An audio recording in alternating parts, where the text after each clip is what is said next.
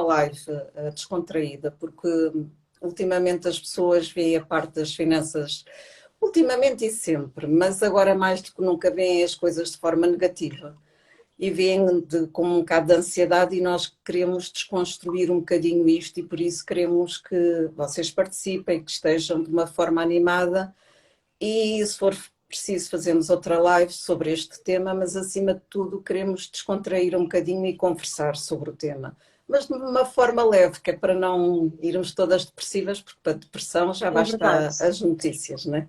E os acontecimentos do dia a dia. E, portanto, vamos lá a isto. É isso mesmo, vamos lá. Bem, então como tu tinhas-me feito, para introduzir um bocadinho as pessoas que estão a assistir, isto acho que vai ser uma live diferente e bastante interessante. Porquê? Porque o que vai aqui acontecer é que eu vou ser a tua coach e eu vou-te expor as minhas dúvidas, as minhas dificuldades, vou-te colocar questões mesmo práticas sobre a questão financeira, como é que eu vou gerir, quais é que são os erros, e vou-te pedir a ti para depois me dares essas respostas a mim e a todas as pessoas que estão a assistir. Pronto, pode ser?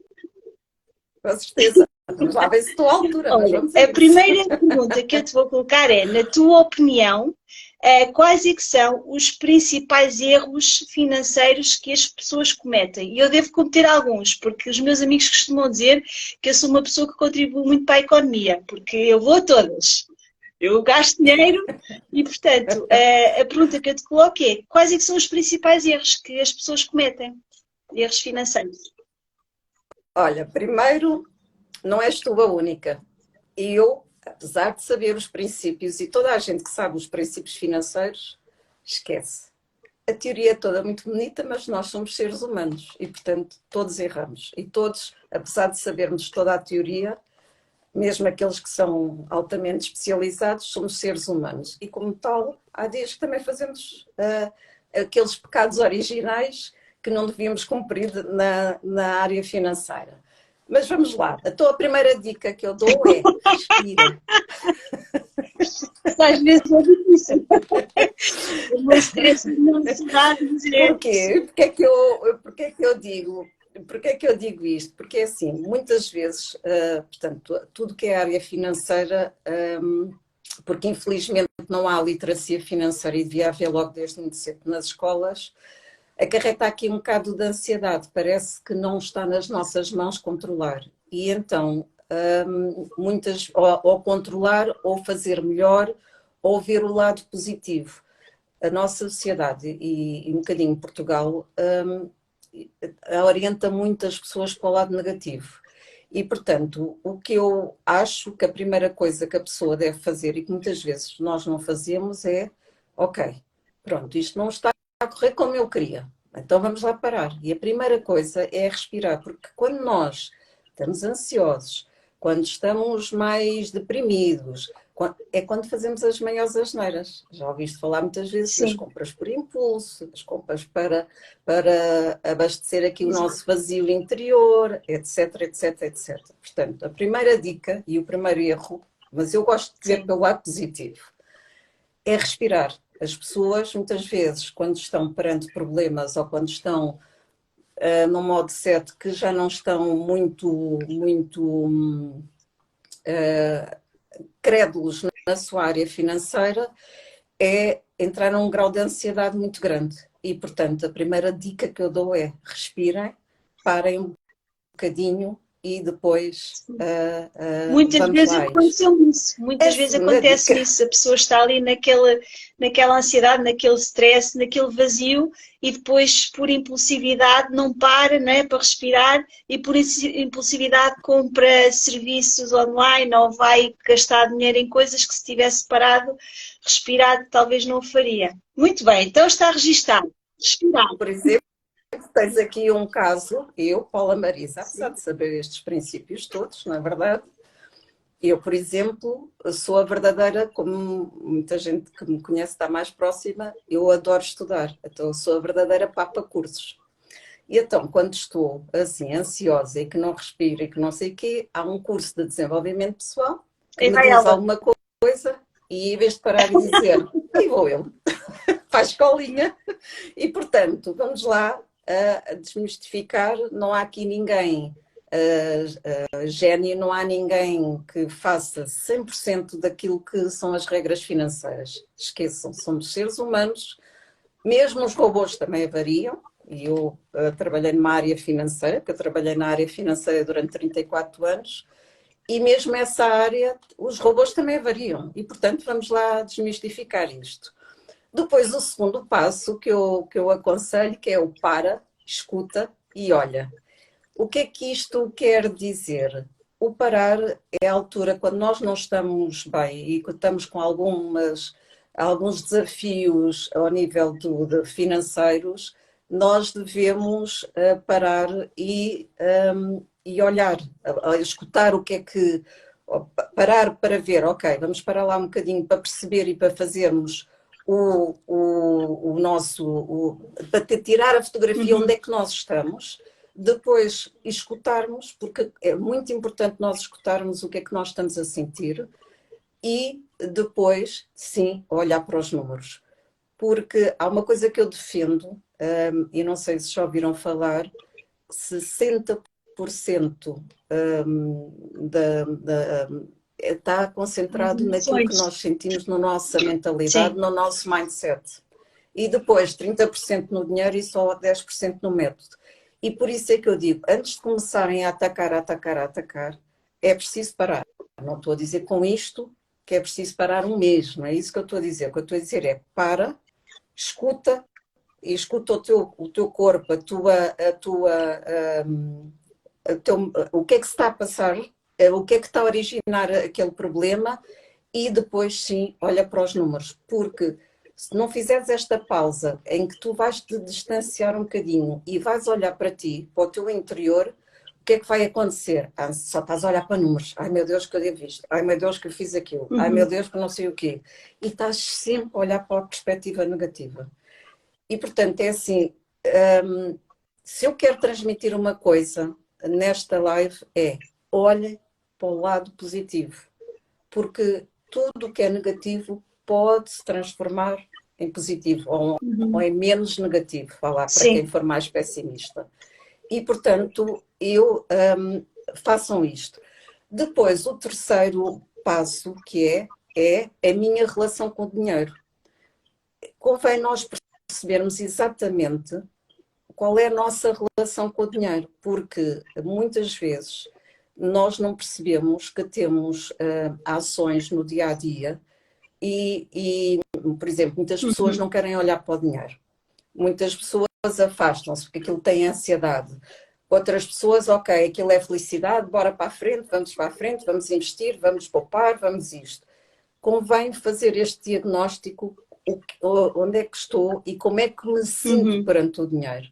Porque isso, se tivermos crenças limitantes, se dissermos assim, isto é horrível, eu não quero saber disto, eu não quero, nunca vamos enfrentar a parte do dinheiro. E as pessoas, uma coisa que é muito importante é olhar para o dinheiro. O dinheiro é como uma relação qualquer. Tem que ser olhada, cuidada, regada, entre aspas, neste aspecto é de outra forma, mas nós devemos olhar para o dinheiro de uma forma positiva. Aquilo não é nenhum bicho-papão e, portanto, devemos olhar desta forma. Depois, outra dica é onde é que para o meu dinheiro, não é? Onde para a polícia, como acho que há em um filme, é onde é que para o meu dinheiro. E quando nós estamos a olhar já para os números, não é? Para o dinheiro, temos que perceber qual é o padrão comportamental. Por exemplo, eu vou-vos dizer um padrão comportamental que eu tenho que não é bonito, mas é o que é.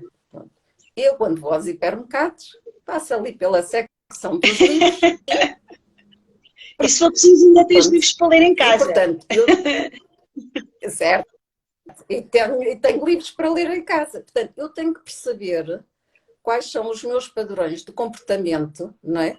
E o que é que eu estou a fazer perante o dinheiro.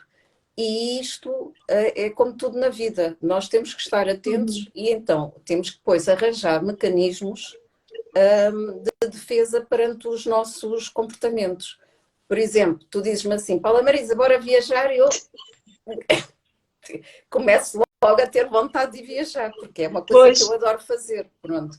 Portanto, nós temos que perceber onde é que estamos, para onde estamos a canalizar o dinheiro, o que é que está por trás dos nossos sentimentos perante o dinheiro e o que é que nos faz gastar mais dinheiro. E isto é muito importante, quais são os valores que estão por detrás. Por exemplo, dois dos meus valores principais, ao nível financeiro, um é a liberdade e outro é o prazer. Portanto, como vocês devem imaginar, prazer, felicidade, não é muito bom para as poupanças. Portanto, eu tenho que estar com atenção, porque senão, bora jantar, vamos. Bora não sei o quê, vamos. E, portanto, tudo o que seja estar com os amigos, com a família, viajar, conhecer outras culturas, vamos.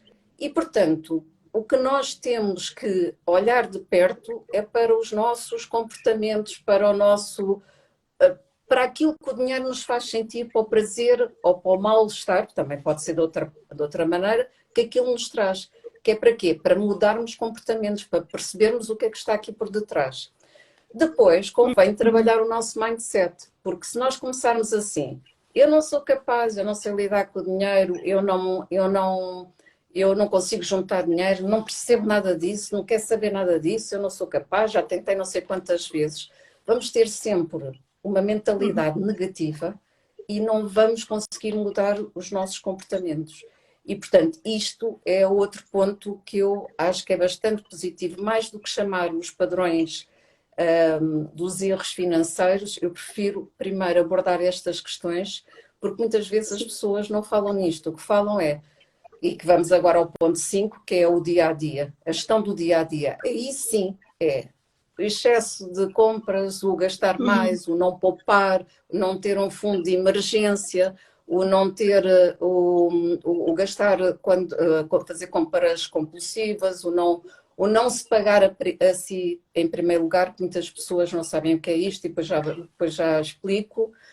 Tudo isto já é numa camada da gestão do dia-a-dia. Mas há outras camadas, conforme eu disse, que valem 60% não fazia dos ideia. nossos comportamentos, que têm muita influência como é que nós lidamos com o dinheiro e como é que temos hábitos de consumo, porque muitas vezes não é... Os hábitos de consumo vêm sanar, por vezes, vazios que nós temos, compensações. E por isso é muito importante nós olharmos para essa perspectiva. Depois, não há problema, como tu hoje fizeste, e agradeço-te que me deste esta oportunidade, de pedir ajuda, porque no dar e receber, porque é assim, eu quando precisar de alguma coisa de saúde, de autoconfiança, de autoestima, a quem é que eu vou pedir ajuda? À Marina, pronto. E por isso, neste dar e receber, que todos temos a aprender uns com os outros, não tenham problemas em pedir ajuda, porque é assim, como eu acho que não disse, mas eu trabalhei 34 anos na área financeira. Muitas vezes as coisas agudizam-se mais. Porquê? Porque as pessoas não pedem ajuda atempadamente. E têm medo e têm vergonha. Não tenham vergonha, porque é assim, todos erramos. Para a esquerda, para a direita, se não é num lado é no outro, mas todos erramos. Isso eu estou a certeza absoluta. E, portanto, como diz aqui a Sandra, vi em pequena a minha mãe a fazer a técnica do envelope. Sim. Muito bem, pronto. É uma técnica e todos nós temos que ver, temos que arranjar, porque as finanças pessoais são pessoais e nós temos que arranjar as nossas técnicas, não é? E depois temos que investir na literacia financeira, sim, ou pedimos ajuda e também tentar perceber um bocadinho as bases. Não é preciso ter um curso, nem nenhum mestrado, não é preciso ter nada disso, mas é preciso pelo menos perceber as bases das bases. E não são muitas. O que é preciso é nós estarmos conscientes do que é que estamos a fazer no dia-a-dia. E isto são as 7 dicas que eu digo para os erros financeiros. Para já, deixando-te dizer que eu estou impressionada, que eu nunca pensei nesta perspectiva. Normalmente, quando penso em dinheiro, penso logo na questão física da coisa, não é? O dinheiro, ter plataformas de registro de despesas, o pensar em formas em reduzir. Mas realmente há aqui outra parte muito importante de gestão até emocional, porque lá está, nós a relação do dinheiro é aquela impulsividade, há aquele vazio, há aquela falha, então toca a ir de, ai vou jantar fora, ai vou comprar roupas, ai vou comprar isto, fazer aquilo, e na verdade é estas falhas emocionais que estão aqui, há aqui valores e a relação com o dinheiro. Por acaso nunca tinha pensado desta forma e, e é super interessante ver isso. Sim, porque é assim, eu gosto muito de pensar em Sim, termos positivos, porque acho que sim, sim, estamos sim. muito cansados, ai, já não há nada a fazer, vamos todos nos atirar, ai, vamos não sei. Pá, não, vamos olhar para o aspecto positivo. Há maneiras de dar a volta, há maneiras de olharmos para nós. E há duas coisas que devem se meter na cabeça. Primeiro, ponto número um, nós Sim. somos a prioridade. E a resposta está cá dentro. A resposta está cá dentro. Eu não percebo nada de finanças. Então, converse comigo. O que é que eu vou fazer sobre finanças? Eu não percebo nada, vou pedir ajuda. Eu não percebo nada de autoconfiança. Quem é que me pode? Eu estou aqui um bocado embaixo. Quem é que me pode ajudar? Olha a Marina. Portanto, toda e qualquer resposta Sim, está dentro é de verdade. vós. Só tem é que ouvir. E o problema é que no dia a dia nós esquecemos de nos ouvir. E isto não é recado para É ninguém, verdade. começa logo em mim. E há aqui outra coisa que Portanto, eu vou partilhar contigo e com as pessoas que estão a assistir, que por acaso foi um sentimento que hoje surgiu. Isto tem a ver com o dinheiro, porque o dinheiro o que é que nos permite? Permite-nos ter experiências e coisas materiais. Mas antes de termos essas coisas materiais, há outras coisas mais importantes, que é o nosso eu, não é? Como nós estamos. Por isso é que falas nessas dicas do parar, olhar, escutar, que são mesmo dicas essenciais para a base. E eu hoje estava aqui, estou fora de casa, não estou na minha casa, estou num quartinho apenas, e eu hoje estava aqui a pensar, mas eu estou bem aqui só num quarto, não preciso de muito. Porquê que às vezes a pessoa está aqui, quer dinheiro para comprar uma casa maior, para isto, para aquilo, e às vezes lá está, estamos aqui a querer combater vazios materiais quando temos que primeiro olhar para esses vazios emocionais e alinhar estes valores e a nossa relação com o dinheiro. Portanto, faz todo o sentido essa tua dica. mas eu vou-te dizer aqui uma coisa que vai chocar muita gente. Porque eu, quando ouvi a primeira Sim. vez, também me chocou a mim. E quando nós depois falámos mais à frente, eu vou outra vez frisar este assunto. Muitos de nós dizem assim, é egoísmo eu pensar em mim, ponto número um. Ponto número dois, é egoísmo eu ter muito dinheiro. Eu nunca mais me esqueci, um mentor que eu tive que me disse assim, Paula Marisa, tu é que és egoísta. E eu disse, como assim? E ele disse, não, tu já pensaste quantas pessoas tu podes ajudar se tiveres equilíbrio financeiro, se estiveres completamente alinhada com o teu propósito, se tiveres a olhar para dentro de ti, perceberes exatamente o que é que tu queres, qual é o teu caminho de vida, porque a vida é nossa e tu podes ajudar muita gente. E o que é certo é que esse mentor está a ajudar muita Pois. gente em muitos países. E nunca mais esqueci essa frase, porque eu pensei assim, mas muito dinheiro, mas como é que eu posso pensar em muito dinheiro? Estou a pensar, e não estamos. Todos nós temos capacidade Sim. de chegar longe. Temos é que nos ouvir e E lutar temos por uma boa isso. capacidade de nos relacionar com o dinheiro. Então, e diz-me uma coisa, Exatamente. portanto, já me falaste sobre os principais erros e o que é que nós podemos fazer para combater esses erros, que é o escutar, o parar, o olhar para dentro também. Também são algumas dicas que dás. E assim sendo, achas então que o mindset é o mais importante? Representa tal percentagem maior, o mindset? Sim, porque eu estou aqui em que eu vou englobar no mindset várias coisas. É muito importante nós percebermos o que é que queremos, o que é que nós Uhum, sentimos em relação ao dinheiro, quais são os valores que temos uhum, perante a área financeira, principalmente perceber quais são as nossas crenças em relação ao dinheiro, porque mesmo que tenhamos crenças negativas, nós podemos mudar os nossos comportamentos e podemos mudar essas crenças. E, portanto, é muito importante olhar para essa parte. E depois, muitas vezes, nós dizemos, mas eu não sou capaz, eu não sou capaz de ganhar mais dinheiro. Aí eu já não sei como é que é dar a volta. Mentira. Se nós estivermos alinhados, estivermos com calma, por isso é que eu comecei pelo primeiro ponto, uhum. primeiro respira, nós conseguimos visualizar isso. Agora, se estamos numa ansiedade consecutiva, não conseguimos. Claro que as pessoas que estão muito endividadas isso vão dizer, mas Paula Marisa, como é que eu consigo respirar?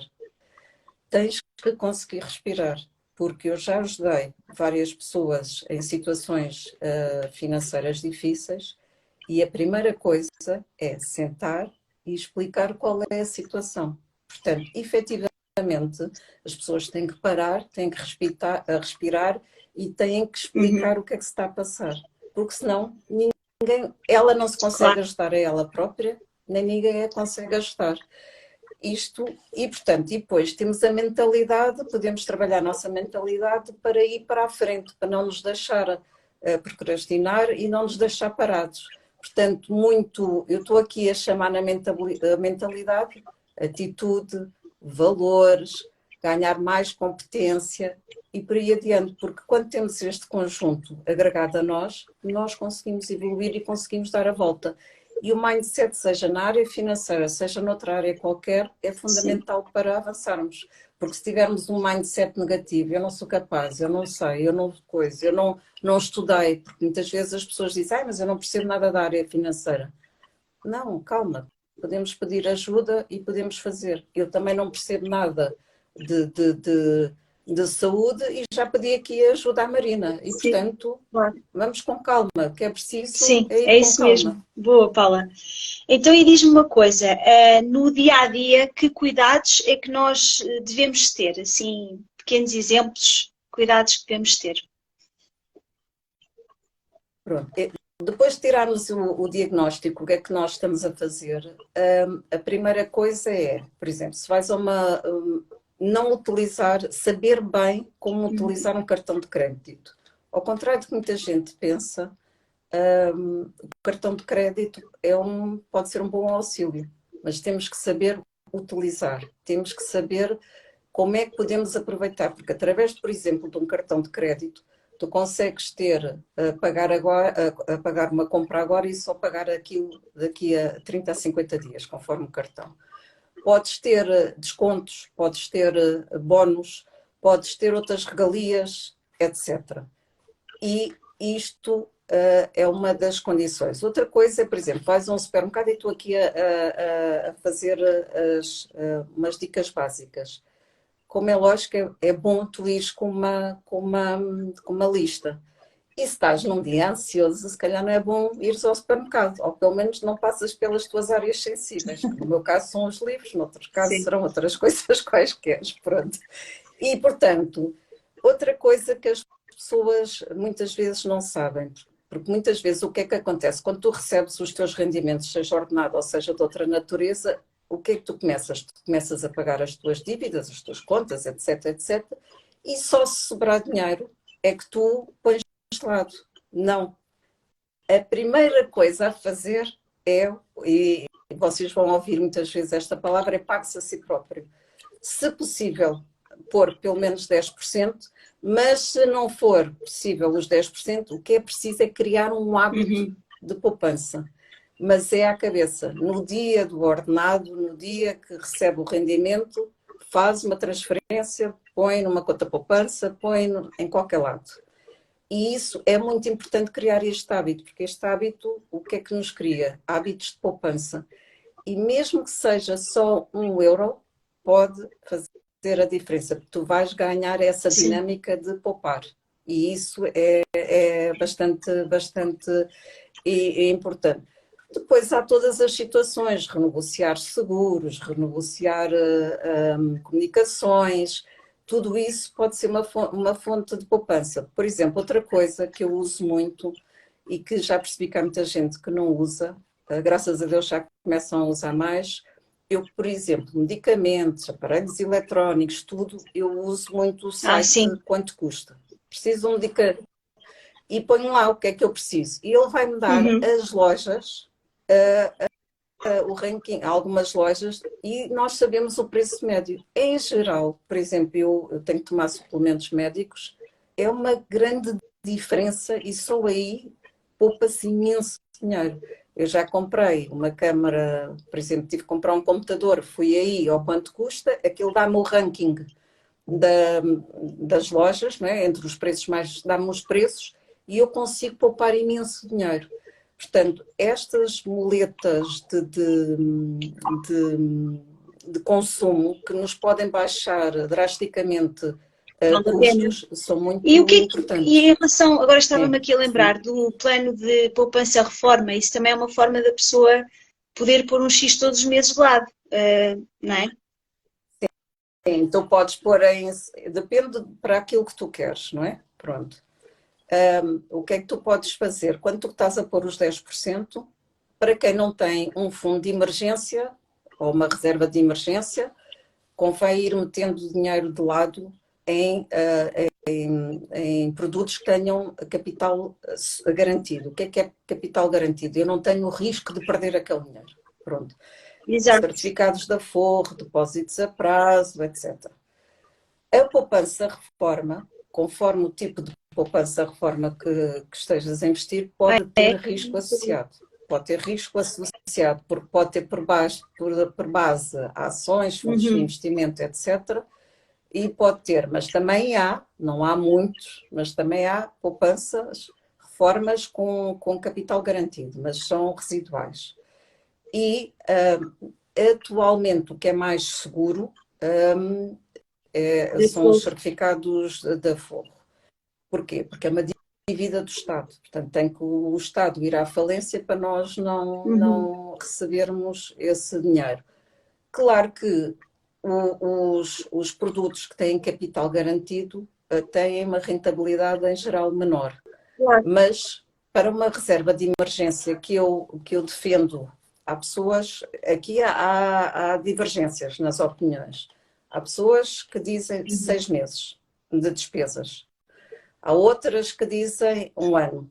E eu digo nem uma coisa nem outra. Eu digo 1 ano do maior dos dois valores. Se tu tens um ordenado e tens as despesas, se o ordenado for superior às despesas, o que eu aconselho é pôr sempre o ordenado.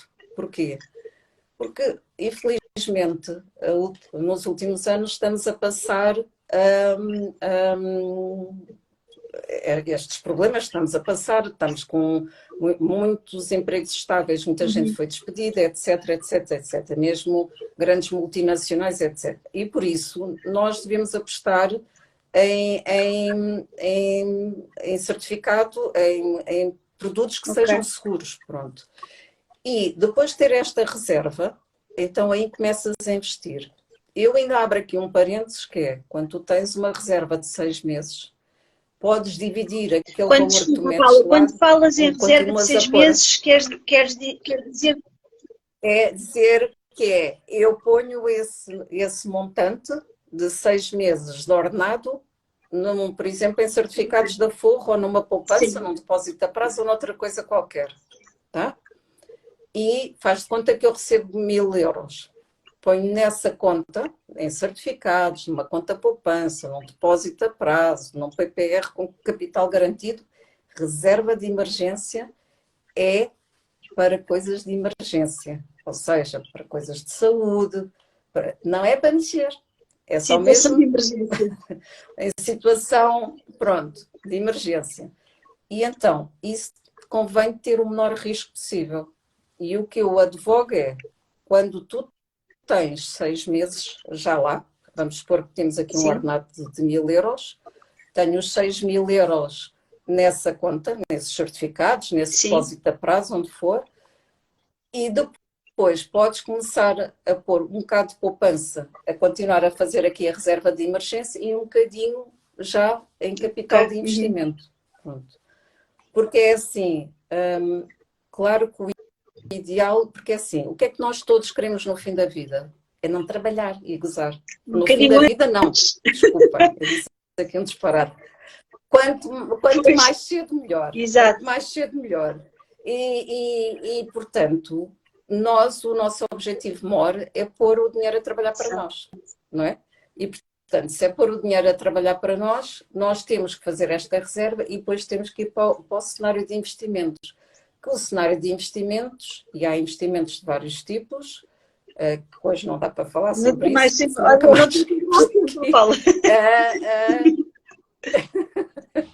É importante nós diversificarmos isso, porque a nossa carteira e o nosso dinheiro deve, nós trabalhamos, porque nós atualmente o que é que acontece? Nós trabalhamos, vamos trabalhar e em função das horas que fazemos recebemos o dinheiro, ou seja, nós trocamos as nossas horas por dinheiro. O nosso objetivo principal é pôr o dinheiro a trabalhar para nós e nós Como é que não isso a faz? trabalhar para o dinheiro. Isso através de investimentos, já vamos falar, através de negócios, através de alavancar ganhos, através de muita coisa. Muito bem. Pois essa é a parte depois que é difícil para as pessoas. Primeiro o mindset e depois conseguir arranjar essas formas de fazer o dinheiro ganhar por nós. Não é. Mas é possível. Não há aqui crenças limitadoras, não é? Lá está. É.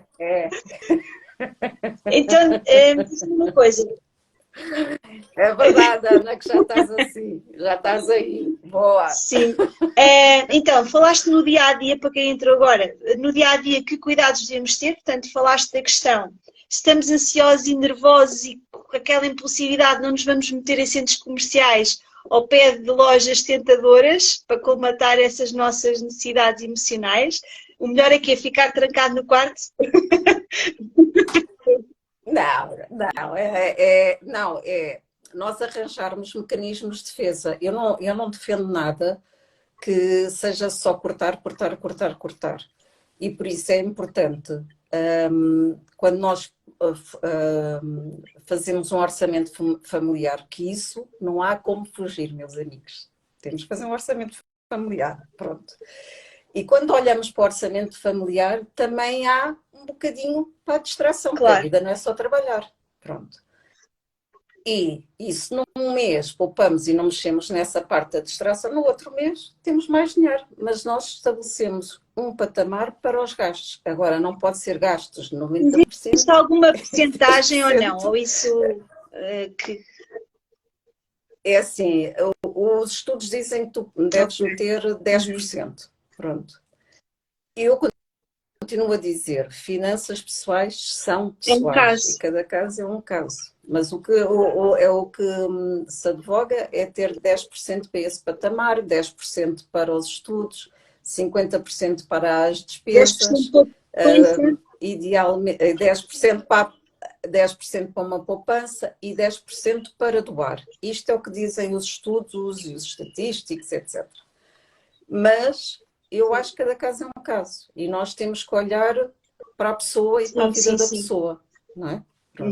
E é isso que temos. E como vocês ouviram, os estatísticos, os que estudam isto, também põem lá 10% para doar. Exatamente. E o ajudar os outros pode ser até desta forma, não é? Estarmos aqui a dar dicas de saúde financeira. Ou no futuro eu dar dicas sobre saúde do bem-estar, de saúde e de autoestima. E diz-me uma coisa então, eu não sei como é que estamos de tempo, Paula, porque eu não estou a ver o relógio, já sabes como é que eu sou, isto aqui é meia hora, já passou meia hora, mas vamos lá. Quase a terminar, já está a assistir desde o início. Para terminar, eu tenho aqui uma pergunta que é, os objetivos financeiros, qual é que é a sua importância em relação aos objetivos? Se é importante, qual é a importância desses objetivos? Pronto. Em relação aos objetivos, nós temos que saber exatamente o que é que nós queremos. Porque é assim, muitas vezes nós deixamos andar o dia a dia e esquecemos de definir objetivos. E o que é isto, objetivos? Nós podemos dividir objetivos de curto prazo, que é até 1 ano, objetivos de médio prazo, que é de um ano a 5, e depois de longo prazo. E porquê é que é muito importante nós termos? Porque nós, quando trabalhamos a mentalidade, e também é muito importante nós termos objetivos de vida, sei lá, nós temos o objetivo de comprar uma casa, ou o objetivo de fazer uma viagem, um objetivo de fazer uma formação, um objetivo de comprar uns brincos, um objetivo, seja lá do que for. E isso deve estar escrito e visualizado. Porque, principalmente, quando são objetivos de médio e longo prazo, o que eu defendo fortemente é termos o que é conhecido Sim. como Vision Board, em que nós escrevemos e visualizamos aquilo que nós queremos. Porque se nós, por exemplo, queremos nos reformar aos 40 anos, aos 45, sim, porque está no poder de toda a gente. Esse é um dos meus objetivos, reformar-me antes do tempo. Pronto. Mas temos que trabalhar e temos que definir estes objetivos. E depois vocês dizem assim, mas os objetivos não mudam, se forem objetivos de médio e longo prazo, com certeza, mas para isso nós temos lá os objetivos e vamos revê-los. E eu, no meu caso, revejo trimestralmente e depois revejo uma vez por ano. E não metam lá 59 objetivos. Portanto, vocês fazem o mapa mundo, o que é que querem, e depois definem 3 objetivos. Para este, quais são os 3 objetivos para este trimestre ou para este ano? Porque há pessoas que trabalham pelo ano, há outros que trabalham pelo trimestre. Quais são os objetivos a cumprir? Eu, no meu caso, eu faço a definição dos objetivos do ano, por acaso não é no final do ano. Eu, como vou de férias em geral em setembro, eu faço em setembro. Quando venho leve, fresco. Mas tu fazes para o ano inteiro, então é faço isso? os meus objetivos. Fazes em setembro? Faço para 3 objetivos, o ano inteiro. Pronto.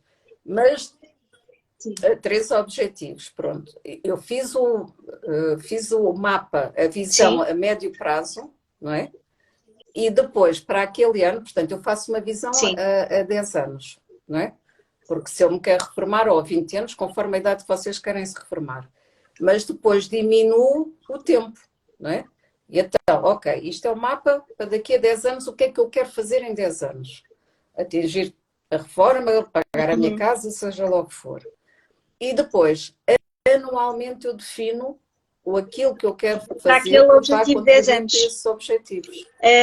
Inicialmente também me disseram que é importante, desculpa interromper, não te esqueças que vais dizer, em relação aos objetivos, 3 ao ano, há quem diga também que é interessante fazer apenas um objetivo trimestralmente, porque nós quando estamos direcionados em vários sentidos e vários objetivos, 3 objetivos, quero fazer desporto, quero comer bem, quero gerir emoções, é muita coisa ao mesmo tempo para 3 meses. E o ideal é nós definirmos um objetivo só e durante aqueles 3 meses a pessoa estar focada nesse objetivo e depois no outro trimestre, se fizer sentido, manter ou mudar para outros, mas é o que tu dizes, ir em contra aquele objetivo final dos 10 anos, sim. Eu pelo menos faço assim também. Pois. Por exemplo, eu vou explicar como é que eu faço. Eu defino para o ano e depois faço um objetivo trimestral e depois encolho para o mês. No mês só trabalho com um. Exato, e fazer um checklist, fazer um acompanhamento. E depois vou revendo. Eu já tive objetivos que tracei para um ano e depois, olha, afinal não era bem exatamente isto que eu precisava de fazer. Isso, e rever, vamos fazer a revisão. Mas aqui o Fernando está a dizer, eu defino um objetivo por mês. Boa, olá, e por acaso também faço assim, por mês, porque é importante. Agora é assim, nós temos que ter objetivos, nós temos que ter esta capacidade de visualizar de onde é que estamos e onde é que queremos chegar. Porque se não tivermos, andamos assim um bocadinho, oh Deus dará, e não sabemos como é que vamos fazer e perdemos-nos no caminho. E, portanto, é muito importante ter isso. Há só aqui um parênteses, além dos objetivos, que eu queria falar, que é, no dia a dia, nós estamos a ser muito fustigados e corta as despesas, e corta as despesas, e corta as despesas, e corta as despesas. Acima de tudo, sim, cortamos as despesas, se formos uns gastadores, enfim, temos que cortar as despesas. Mas o que vai fazer a diferença é vocês têm que saber o vosso preço fora e como é que vão alavancar ganhos. Porque é assim, agora vai aqui uma notícia negativa. Quando vocês vão ver o vosso preço fora e como é que se calcula este preço fora, é média e vamos fazer por baixo. As pessoas trabalham 8 horas por dia e nós consideramos, em termos de fórmula matemática, 20 dias por mês, 20 dias úteis. Há meses que têm 22, há outros... Pronto, mas a média são 20. Portanto, em média, nós trabalhamos 160 horas. Se vocês ganharem 1000 euros, o vosso preço fora é 1000 a dividir por 160. Está... E o trabalho de casa, o trabalho, faz de conta que dá 10 euros, tá? Faz de conta, não dá, mas faz de conta, pronto. O que vocês vão ganhar, se tiverem a trabalhar 24 horas por dia, não é? Vai ser os 10 vezes 24 vezes 20 dias, que deve dar para aí 4.800 euros, se não me engano. Pronto, não interessa. São 5.000 euros por mês, tá? Isto é o que vocês vão ganhar se tiverem a trabalhar 24 horas. E vocês agora ficam assim, ai meu Deus, como é que eu vou então, a independência financeira, como é que eu vou chegar lá? E aqui é aquilo que é o desafio. Nós temos que olhar para os nossos talentos, para aquilo que é a nossa paixão, para as nossas habilidades e ver como é que podemos alavancar ganhos. O que é isto, alavancar ganhos? Eu não consigo trabalhar 24 horas por dia. Então, arranjar maneiras de em X horas eu ganhar muito mais à hora. E isto como é que se pode fazer? Pode-se dar formação, pode-se ter um part-time, pode-se ter montar uma empresa, pode-se montar um negócio online.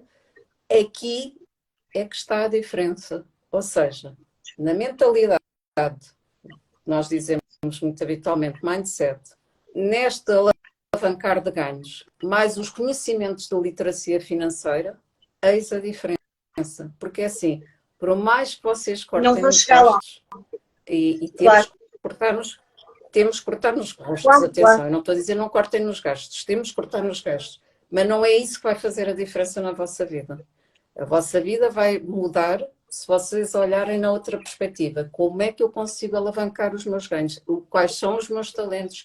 O que é que eu gosto de fazer e o que é que eu gosto de dar como é que eu posso alavancar numa hora de trabalho, como é que eu posso ganhar mais dinheiro? Faz sentido. Seja lá de que for. Agora, é mudar o mindset. Eu sei que muitas vezes nós só ouvimos falar nas notícias, corta, mas mesmo que ganhe, é difícil. Muito, não é olhar para esses nossos talentos e as nossas paixões e capacidades. Eu, por acaso, tenho alguns exemplos de pessoas amigas que representam um bocadinho isso, que têm jeito para as pessoas, para viajar, para turismo, e de repente estão a conseguir alavancar a vida delas porque estão a seguir esse caminho, esse seu propósito.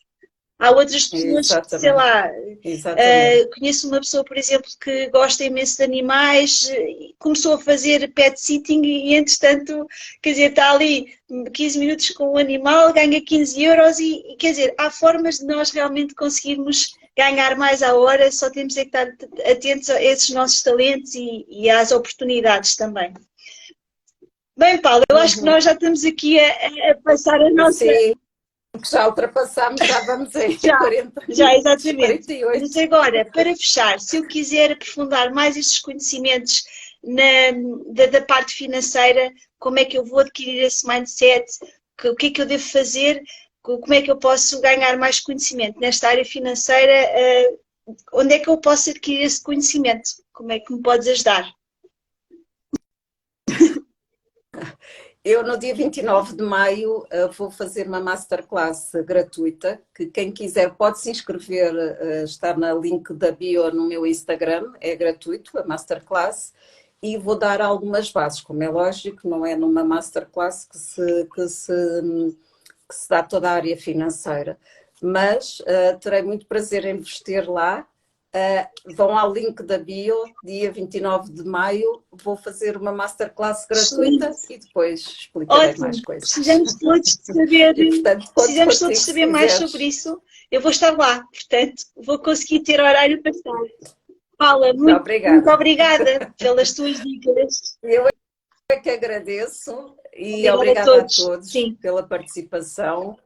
E muito obrigada. E espero que tenham gostado. Foi uma live diferente, uma live descontraída, falando de um assunto sério.